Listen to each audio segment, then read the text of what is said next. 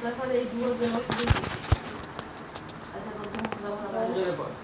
গুরু বন্দনা। জয় বাবা লোকনাথ, জগতের গুরু। তোমার পাশে তুমি কথা কথাতে তোমার মহিমা অনন্ত সাগর। আমি কি বলিতে পারি অতি ঘটনা। 1137 সাল ভাদ্র 18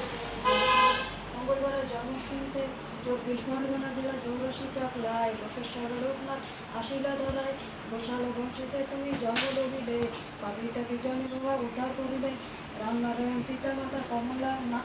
অবনীত চতুর্থ সন্তান রূপে তুমি আসিলা কচুয়া গ্রামতে বাস। গাঙ্গুলি ভগবান সর্বশাস্ত্রে প্রতিশে অতি জ্ঞানবান, তার নিকটে রামনারায়ণ এলো পুত্রের। গাঙ্গুলি বলেন আমি সম্মতি হইতে ইহাতে কাজও শেষে যেতে হবে আমারও সঙ্গেতে। লোকনাথ বালসাথী বেণীমাধব নাম, দুই শিষ্য লয়ে গুরু আসে কালিদাম। এইভাবে অনেকদিন কেটে যায় তার, শিষ্য দুটি লয়ে গুরু স্থানান্তর। সাধন বদন আর ব্রত আচরণ একে একে লোকনাথ করে সমাপন। কঠোর সাধনা করে পর্বত গুহায় 3 মাস সর্বশেষ বর্ষ একে একে কেটে যায় সব যোগ শিক্ষা শেষে উপপূর্ণ উৎতীর্ণ শিক্ষক গেল দেহ ছেড়ে। দেহ হলো শূন্য সংকটে পড়িয়া যদি কেউ তোমায় ডাকে, তখন বিপদমুক্ত করো তুমি তাকে।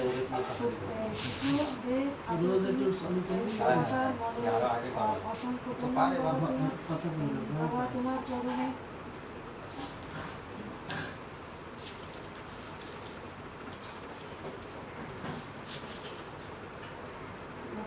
বন্দনা ও কাটানি যত দেবী করিয়া প্রণাম, উপনীত হইলাম শ্রীগুরু ধাম। ভব তারণ বারণ কর কারণ হইত বে, গুরু পদস্পয়া ভাবিলাম লইবে লইলাম। একে গুরু সত্য, গুরু নিত্য, গুরু নিরঞ্জন, মহাগুরু মহাদেবী লোকনাথ হন। মহাকুলে যদি কারো ভক্তি কিছু রায়, তাহার প্রসাদে তরাবে নিশ্চয়। যখন যেভাবে তুমি রইবে যে তাই, আমারে ডাকিব বাবা করো পদ চাই। অন্তরে রহিও মোর অন্তর, বুঝিতে দিও গরিব আছে নিরস্তর। বাবা পাঁচালি এবে করিব কীর্তন, কণ্ঠে বর্ষ সরস্বতী করিব বন্ধন। গোলকেতে গোলক কঠিন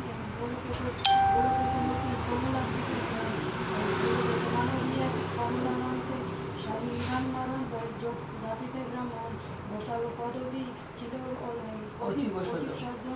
পুত্র পরিবার লয়ে করণ বসত।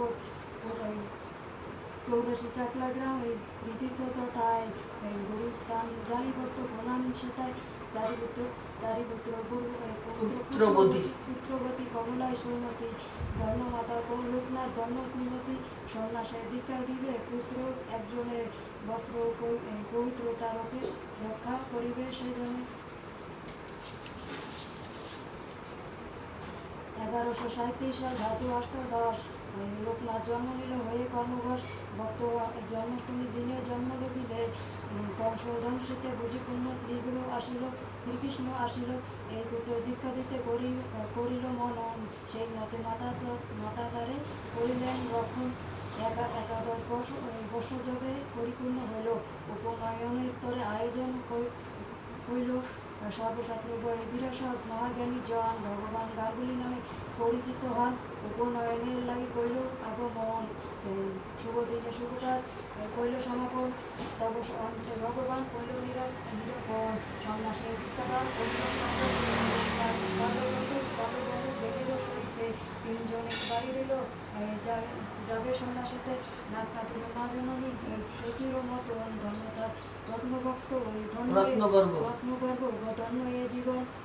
কালীঘাটে আসিলেন নবীন সন্ন্যাসী, সাধন আরম্ভ হইল কলিতীর্থে বসি। ব্রহ্মচর্য ব্রত যত করেন পালন, একে একে গুরুদেব দাঁড়িল শিক্ষান্তে। গুরুসনে হিমালয় দিয়া 90 বছর রহিলেন তথায় বসিল। করিলেন তথায় বসিয়া বড় উপরে দেহ কইল সাধন রত দিয়ে পটল সাধনা তবে না হইলে কি মন্ত্রের সাধন কিংবা শরীরের পতন কর্মের উপরে রাখি শ্রীগুরু চরণ স্মৃতি লাভ করিয়া সাধন পূর্ণ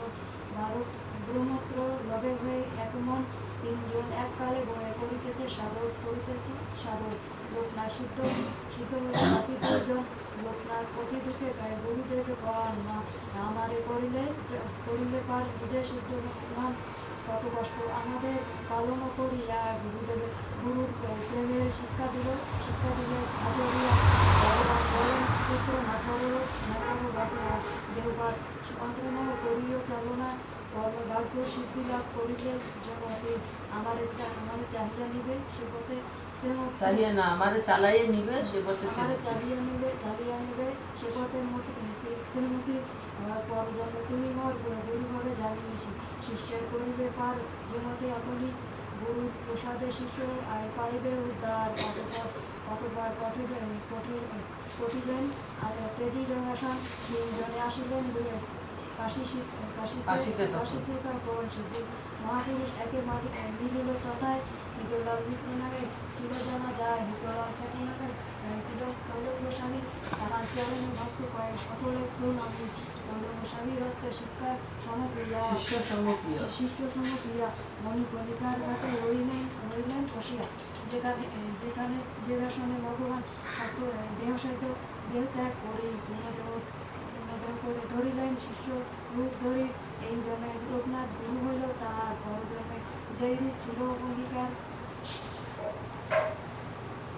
লক্ষিত তরে তিনি বিশ্বকরি কর্মী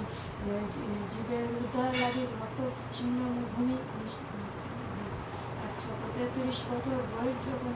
মহাতীর্থ জন্মতে গণিত তিনি কত 63 সাল হিসেবে তখন রেণী মারক কামাখ্যায় করেন ভ্রমণ জন্মাত্মেজি করি ঢাকায় আসিল ডেপুর কর্মিকার সনের 12 দিন পৌঁছালো ঢাকার অন্তস্থ এই 12টি গ্রাম ভক্তজনে তীর্থমানি জানাই কোনো এই দিতে নাই কোনো জাতির বিচার যেহেতু বিষাদী সবে পায় অধিকার ডেঙ্গুর কর্মকার হন 12 দিন নিবাসী তাহার বিয়েতে বাবা উঠিলেন আসি উদম্ব ছিলেন তিনি নাই করে পাশ ব্রহ্মমায় তিনি নয়েন অবকাশ লোকহীন সহে থাকি লোকালয় পাগল বলিয়া কেউ লস্কর নিয়োগ হয় লাঞ্ছনা সহি করিল প্রকাশ করিবেন সুযোগ যখন একদা ব্রহ্মণ দুই উপনীত হয়ে গ্রন্থি বাঁধিতেছিল মনের জোর দিয়ে দৈবগুণে উপনীত গেল উপনীত জড়াইয়া সিঁড়িতে নারিল দেহ সচেষ্টা হইয়া দুইজনে কলহ করে এমন সময় উলঙ্গ পুরুষ লহন কুদয় কলহ বসিয়া তিনি জানিতে চাহিল জাতিতে মন্ত্র উপদেশ দিল বলে তারা এই জড়তা করিবার নয় লোকনাথ বলে কেমন ব্রহ্মণপানায় নিজের জটিল কেমন মন্ত্র দিল হাততালি আপনি বলতে ব্যাসবা লক্ষ্মী ঐলঙ্গ পুরুষের তারা ওই মানিল বিষয় এ পুরুষ সামান্য নয় বলি দেবতা নিশ্চয় এই সংবাদ চড়াইয়া দিল নানা স্তরে যে দর্শনে যে সেই দেশে বাবার দর্শনে কেউ বলে ব্রহ্মচারী কেউ বলে গোসাই যার যা মহিলায় পোষাতিছে তাই 12 ব্রহ্মচারী 12 গোসাই এই নামে খ্যাত হইয়া রহিল তথায় ইতিমধ্যে কর্মকার হইল মরণ যাইতেছে তাই বলিল তখন বলিলেন বাবা মন্ত্র নাহি নয় কুলগত বুঝি লজ্জিত নিশ্চয় মনে জানি পরিপূর্ণ ছিল রেণুকার সাধুরে তারাই বিপদ ডাকিল সরকার ব্রহ্মচারী বলে মোর কোনো কথা নাই ভালো কিন্তু না করিলে সন্ন্যাসীকে দেয় সন্ন্যাসে চলিয়া গেল বই বিপদ তারপর বিপদ আপদ জনে জনে মারা গেল বেহুর পরিবার প্রবল প্রতাপশালী নাগ জমিদার গণত্র হইয়া মাধব আশ্রয় বাবার আশ্রম হরিতেছিল কষ্ণ বাটি ব্রহ্মচারী বসলে দৃশ্য পরিপাটি পরিদায় ভেঙে দিল পরিবার অনেক দিল প্রসন্ন সাহস ব্রহ্মচারী বারুদের আশ্রম ভক্তজনের লবে তথা স্বর্গীয় বিশ্রাম পবন ভঞ্জন করে আনন্দিত মনে সর্বসুখ লোভে ভক্ত বাবার চরণে নিজে ধরা নাহি দিলেন কেবাধরে তারে জগৎ মঙ্গল তারে নিজের প্রচারে গুরু অধিকারে গুরু ঋণ সুদিবারে গুরু ঋণ সুধিকারে বসিলতে সে তারে শিষ্য হইয়া উদারিবে ভগবান গোসাই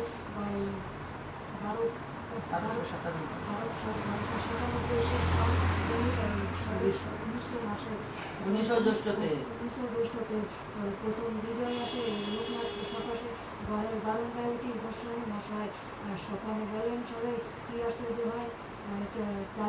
চারিদিকে দেবদেবী এই সমস্ত জায়গায় পায়ের কাপড়ে দেবদেবী দেখা যায় তেজরাশি বিচলিত লোকনাথ নয়ন গোস্বামী শরীরে তা প্রবেশে তখন লোকনাথ চরণে পড়ে বিজয় গোস্বামী কোন গুরুর মহিমা আর গুরুর মহিমা আর কি বলবো আমি লোকনাথ পুত্র বক্ষ নিল প্রাণী কুণ্ঠিত গোস্বামী দেহ বসিল আপনি একদা ব্রাহ্মণ এক হইল নিষ্মন গ্রহণ কবুনাই বাহিরায় আশ্রম ছাড়িয়া তথাপি সমুদ্র দিল নিঃশব্দ হইয়া জগৎময় প্রাণ বাবার পুকুরে বেশে ক্ষীরের বারে গিয়ে দুবার প্রবেশে মাটি দিয়ে সরায়নি তাই দিয়েছিল ব্রাহ্মণ সজ্জন আসিয়া ব্রাহ্মণ পূর্ণ জীবাসে পাহাড়ে কিংবা অপরাধে ব্যঞ্জন তারে বলিলেন তারে ব্রাহ্মণে পার্থ বাবা বলিতেছে তখন দুইবার দিয়েছিলেন তাহার কারণ দুইবার লাঠি দিয়ে তারে করে পুকুরে বেশে দিন তোমার আগারে বাবার চরণে ব্রাহ্মণ কাদের বিস্তর না জানিয়া কৈরূপা খবর জমিদার করুণা লোভিয়া ব্রাহ্মণ গেল নিজ ঘর জীবের দয়া দেখাইল ছবিতেছে ঈশ্বর খুনের আসামি ছিল নিবারণ রায় ব্রহ্মদেশ নিবাসী কারাবাড়ি কবি রায় পাশের হুকুম রায় কারাগারে বসে নিবেদিত কাঁদিতে রায় অশ্রুজলে বাসে গ্রাম শ্রমণ করিলেন তিনি আবার লোকনাথ কৃতজ্ঞ বললেন জীবন বাঁচাতে যে দিবস হাইকোর্টে হইবে শুনানি সে দিবস এই ঘটনা হলো জানা জানি প্রবেশিত সাধু এক সন্ন্যাসী সাধু তার নজরে প্রবেশ করে অস্তিত্ব হয়ে দিবসেন তার প্রণামতম ব্রহ্মচারী বলেন শুনিয়া হইল খাওয়া তাই লিখে দিয়েছি আশ্বাস গ্রহণ করিল করে তাই এবং আমার জন্য আমি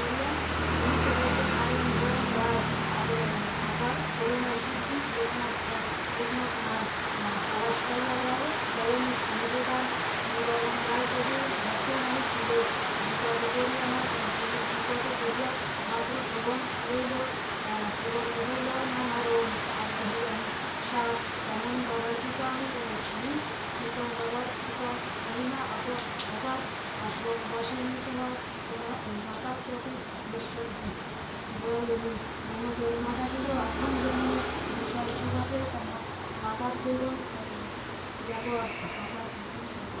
আশ্রমের দায়িত্ব তার করেন রকম নিজে হাতে রান্না করি গোসাইরে খাওয়াই প্রসাদ গ্রহণ করি গ্রহণ করি শেষে নিজে খাই। একদিন কথা বলে সন্দেহ গোসাই আমার আত্মীয়রাকে আসিল হচ্ছে হেথায় কালীঘাটে পুজো দেবেন মনে অভিপ্রায় বিহিত বিহিত বিধানকারী রহকুকুর উপায় উপায় করে তুমি কতজন আসে দ্রব্য সকাল নিজে করে পূজার মানসে গোসাই বলিল তার নাই প্রয়োজন নেতায় নেতায় আসিল কালী করে আয়োজন এই স্তরে পূজা দাও করো অঙ্গীকার এই স্তরে পূজা দেব করো অঙ্গীকার যেমন বাসনাপন্ন হয় সদাকার যেই মাত্র পূজা দেব গৃহে প্রবেশিত প্রবেশিত কালী মূর্তি দেখি সবে কালী মূর্তি দেখি সবে স্তম্ভিত হয়ে লোকনাথ মাহাত্ম কত রমিত অপর কথা যাহার করুণা শক্তি মানুষ অপর কথা মানে তার মাত্র মন্ত্রণালয় বাড়ি কোনো দীক্ষা নাম শ্রবণ মহামাত্র শিক্ষা লোকনাথ শরীর দুই আমি ভাব দিয়ে না হবে বিপদে পাইবে রক্ষা কোনো ইচ্ছা নয় রঙে রঙে জলে জলে জঙ্গলকে যেভাবে হয় 1297 জ্যৈষ্ঠ 19 পুরাতন দেহত্যাগ বাংলাদেশ 100 ঘাটে 160 বছর পরিপূর্ণ হল সকালে সকলে কাজে খাটিয়ে বাবা ভ্রমণও যাবার বেলায় তিনি বলেন সকালে সুদেহের অবমিথ্যা ছিল সূত্র ধরে যাবো এটাই ছিল আমি আছি আমি রব আমি তাই ভক্তের রইবে রক্ষিতে মোট কবু নাশ নাই জন্মবাবা লোকনাথ বারুদের গ্রাম গ্রাম যার মাটিতে রোগ হবে অগ্রাম পোশাক করতে যেবা করবে লোক সব ভুলে যাবে অপূর্ব কথন লোক সব ভুলে যাবে অপূর্ব কথন পাঁচালি বলে পরে দিবারাত্রি হবে আমাদের লোকনাথ ঘরে ঘরে তার গণমন্ত্র করে সমাগম ভক্তগণের সবাই পাচারি কীর্তন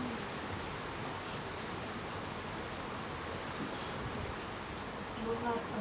মহানাম করিলে ভক্ত সর্ব বিপদেতে ভক্ত পাইবেন পা ভক্ত স্মরণগত দিয়ে থাক যেথায় বাবার চরণে সবে প্রণাম জানা ও প্রণাম ভগবতা লোকনাথায় প্রণাম ভগবতা লোকনাথ জয় বাবা লোকনাথ জয় মাতা লোকনাথ জয় শিব লোকনাথ জয় শিব লোকনাথ